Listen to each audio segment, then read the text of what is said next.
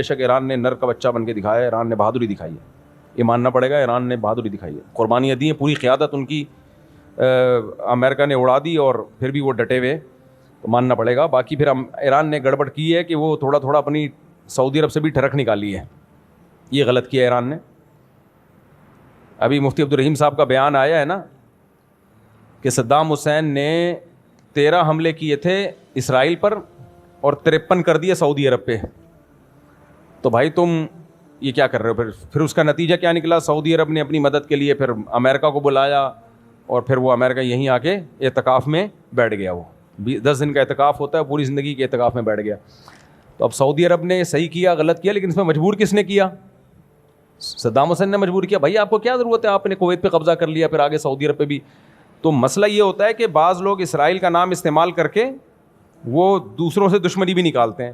تو ایران نے اسرائیل کے خلاف جب تک چل رہا تھا ساری دنیا مان رہی تھی زندہ باد بھائی, لیکن اس نے اسرائیل کی آڑ میں سعودی عرب کو بھی کوٹنا شروع کر دیا. اور دلیل یہ دی ہے کہ اڈے ہیں وہاں پہ. بھائی ان اڈوں سے آپ پہ اٹیک نہیں ہو رہا, ان اڈوں سے آپ پہ اٹیک نہیں ہو رہا.